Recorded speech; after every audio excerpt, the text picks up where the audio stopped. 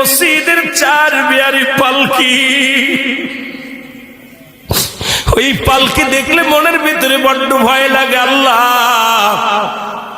ওই চার বিয়ারি পালকির মধ্যে কোন দিন যেন চড়াইয়া দিবে রে, যেদিন বাবা মা সবাই পর হয়ে যাবে, আদরের ছেলে বিদায় করে দিবে, ওই সুন্দর ঘরের মধ্যে রাখবে না, বাড়ির মধ্যে রাখবে না, আমার আপনার চির বিদায়।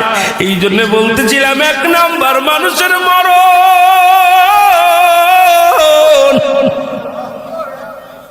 আল্লামা মুফতি আমজাদ আলী সাহেব একটা কিতাব লেখলেন, কিতাবের নাম বাহারুস শরিয়া। এই কিতাবের মধ্যে উনি লিখতে যা বললেন, দুনিয়ার মানুষ শোনো,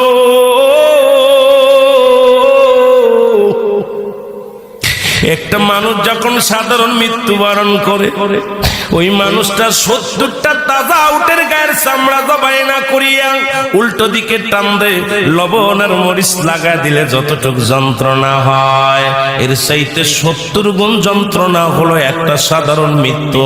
আমি আজকে মোহাম্মদপুরের বাবাদের বলে যাই, রে বাজানরা দিলের কান্ডা লাগা শুনে নাও।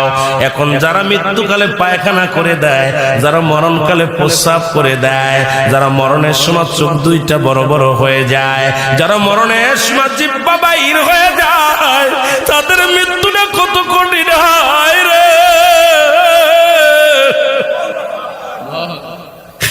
এই মরণ থেকে পালানোর কোনো জায়গা নাই। আজরাইলকে আবার আল্লাহ ডাকতে বলে, আজরাইল, তুমি দুনিয়ার মধ্যে সবার জানটা কবজ করো গো।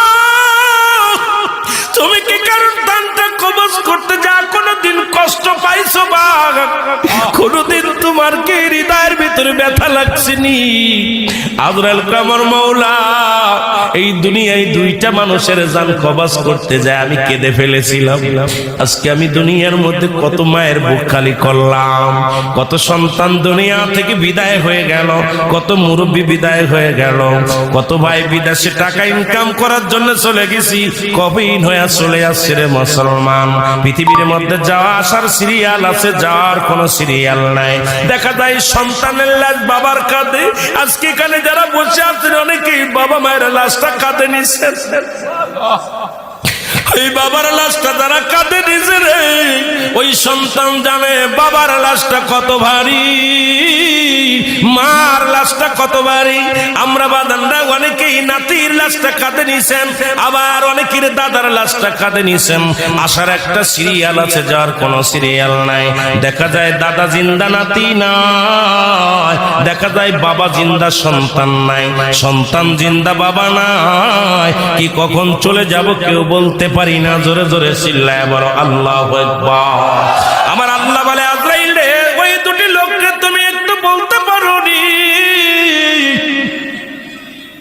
যেটা আমার রাসূল আকরাম সাল্লাল্লাহু আলাইহি ওয়াসাল্লাম জিগাইতেছিলেন কথাটা। বলে, আল্লাহর নবী, মায়ার নবী গো, আপনার আমি কি বলবো? আমার আল্লাহ পাক হুকুম দিলে আমি কাউকে একটা সেকেন্ড দেরি করি না, একটা মিনিট দেরি হয় না, সঙ্গে সঙ্গে পড়ে যায়। তবে আল্লাহ পাকের হুকুম তালিম করতে যায় দুইটা জায়গা আমি চোখের পানি ফেলেছি। আজরাইল রে, তুমি কোন দুইটা জায়গা চোখের পানি ফেলছ? বলে, হুজুর, একটা জায়গা, এক নাম্বার হলো একদিন সমুদ্রে যখন একটা মা তার সন্তান প্রবাহিত দুনিয়ার মধ্যে প্রসব করলো, এই দুনিয়ার মধ্যে ডেলিভারি হলো, আর জাহাজটার সঙ্গে সঙ্গে ডুবে সব মানুষ মারা গেল।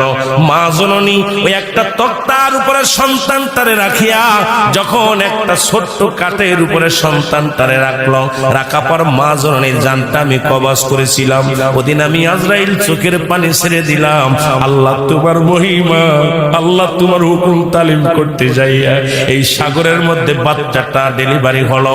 আজকে বাচ্চাটারে বাঁচায় রাখলা, বাচ্চার মারে তুমি বিদায় করে দিলা। আর একটা দিন আমি কেঁদেছিলাম, সাদ্দাত যখন জান্নাত বানাইল। এ দুনিয়ার মানুষ শুনে নাও, হুদ আলাইহিস সালামের কাছ থেকে শুনিয়া জান্নাতের বিবরণ হযরত ওই তৎকালীন জামানায় বনি ইসরাঈলদের নবী হুদ আলাইহিস সালাম, ওনার কাছ থেকে শুনিয়া সুন্দর জান্নাত খানা বানানো হলো। সাদ্দাত নিজেই জান্নাত বানালো, বানায়া একটা পা দেওয়ার জন্য অনেক অনুনয় বিনয় করেছিল। আমি আজরাইলের কাছে অনেক পুনরায় বিনয় করেছিল, কিন্তু আল্লাহর হুকুম একটা পা তারে জান্নাতের মধ্যে ঢুকতে দিতে পারি নাই, দিই নাই। ওদিন আমার কান্না এসেছিল, অনেক মায়া লেগেছিল। আমার নবী বলে, আজরাইল রে, ওই দুটি লোককে কি চেনো? তুমি জেনে রাখো, ওই দুটি লোকই একই লোক।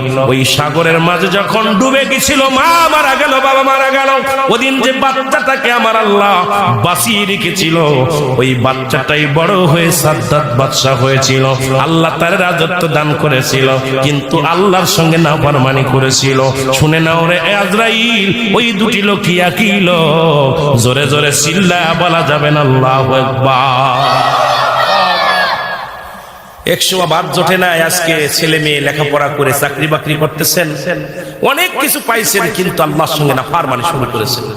এই মসজিদে জামাতে আসেন না, মানুষকে দান ধ্যান করেন না, মানুষের বিরোধিতা করেন, মানুষের সমালোচনা করেন। আল্লাহ আপনাকে এই দুনিয়ার মধ্যে সকাল বেলা বাদশা বানায়, ফকির বেলা বানায়, সন্ধ্যায় ফকির। এটা আল্লাহর খেলা। তুরস্কের 20 তলা ভবন ধসে মারা গেছে, সবাই মারা গেছে। উনি রাস্তার মধ্যে একটা পা রুটির জন্য বসে আছে। উনি ডাকতেছে আর বলতেছে, আমি 30 সেকেন্ডের ভূমিকম্পে আমার 20 তলা ভবন, 3টা ভবন দুনিয়া থেকে আল্লাহ ধুলো সাফ করে দিছে। আজকে আমি পথের ফকির, একটা রুটি খাবো নাই, তোমাকে কে আছো, আমাকে একটা রুটি দাও।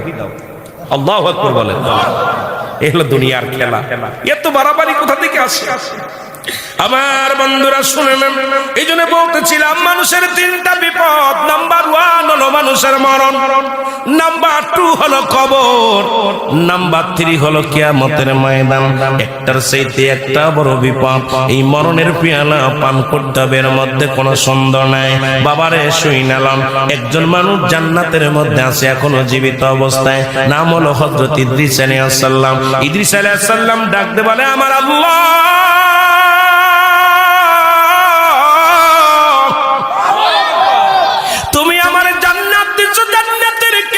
প্রশংসা করে শেষ করতে পারি না। তোমার বান্দার জন্য এত সুন্দর জান্নাত বানাইলা। আল্লাহ ইদ্রিস রে, আমার জান্নাত পেয়ে কি তুমি হ্যাপি হয়েছো, খুশি হয়েছো?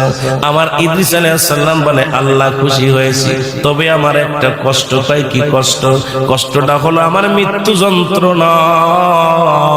এই মরণের সময় আমার তুমি মৃত্যু যন্ত্রণা দিয়েছি।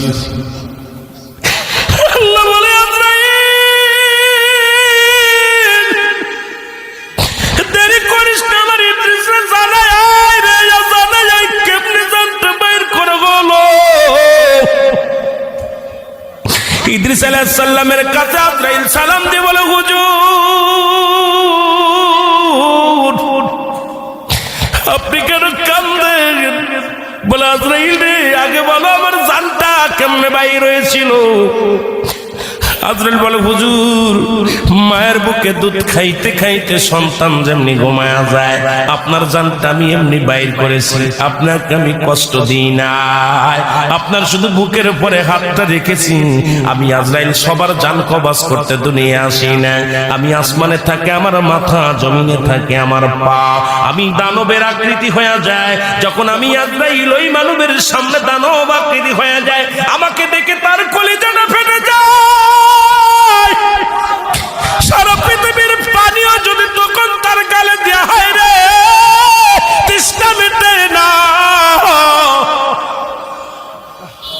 সারা পৃথিবীর মানুষ যদি সান্ত্বনা দেয়, বাতাস দেয়, তার কলিজা ঠান্ডা হয় না। নবী গো, শুধু আপনি আল্লাহর মাহবুব বান্দার জানটা বাইর করার জন্য আমি আজরাইল জমিনের মধ্যে নেমে আসি। আপনাকে আমি কোনো কষ্ট দিই নাই। বাদান রে, এবার বাদান কি ডাকতে বলে? ইদ্রিস আলাইহিস সালাম ডাকতে বলে, আজরাইল, এই সহজ মৃত্যু যদি এত কঠিন হয়, যাদের সঙ্গে তুমি জোরাজুরি করো, যাদেরকে তুমি কষ্ট দাও, যাদের জানটা বাইর করার সময় প্রস্রাব পায়খানা করে দেয়, অনেকের জিহ্বা বাইর হয়ে যায়। কত মানুষকে জানাজা পড়লাম, কত মানুষের গোসল করাইলাম, বাবারে অনেকে পায়খানা প্রস্রাব করে দেয় জানটা বাইরের সময়। আল্লাহ আল্লাহ, তুমি আমাদের মৃত্যু যন্ত্রণাটা সহজ করে দিও। আল্লাহ, যেদিন আজরাইলকে পাঠাইবা, নসিবে কালেমা পড়া দিও। সেদিন দয়াল নবীর চেহারা মোরকায়